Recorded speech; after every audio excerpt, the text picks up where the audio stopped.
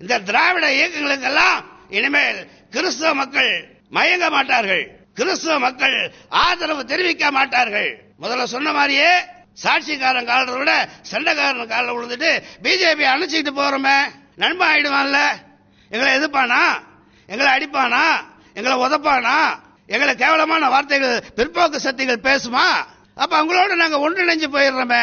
அதான் நாங்க முடிவு எடுத்திருக்கிறோம். வருகின்ற பாராளுமன்ற தேர்தலில் அருமைமிகு பிரதமர், நல்ல ஆட்சி, ஊழலற்ற ஆட்சி, நிர்வாகத்திறன், வெளிநாடுகளில் நம்ம இந்தியாவை வல்லரசு ஆக்கியது, விண்வெளியில மிகப்பெரிய ஒரு வல்லரசு ஆக்கியது, நிலாவிலே கொண்டு ஓடத்தை இறக்கியது, இன்னும் அநேக விவசாயிக்கு 6000 ரூபாய்.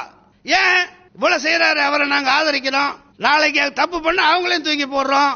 ஆமா, ஒரே திராவிட இயக்கங்களுக்கு ஓட்டு போட்டு போட்டுதான் இவனுங்க சம்பாரிச்சு பணம் வைக்கிற பட்டியல கொண்டு பணத்தை வைக்கிறானுங்க, பணத்தை வைக்கிறாங்க. இங்க ஏழை ஒருவேளை சோத்துக்கு சாகுறான். எங்க இருந்து உங்களுக்கு வந்தது பணம்? இதெல்லாம் இளைஞர்கள் கேட்கிறான். இன்னைக்கு ஊடகங்கள் அடுத்த செகண்ட்ல ஒவ்வொரு இளைஞர்களுக்கும் செய்தி போகுது. இனி ஏமாற்ற முடியாது.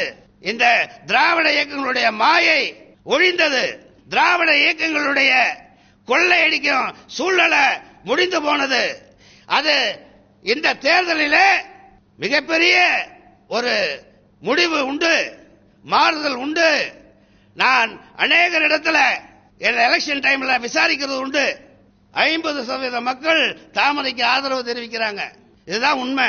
எல்லாம் தெரிஞ்சுக்கிட்டாங்க, வாழ்க்கை எப்படின்னு தெரிஞ்சுக்கிட்டாங்க, அரசியல் எப்படின்னு தெரிஞ்சுக்கிட்டாங்க.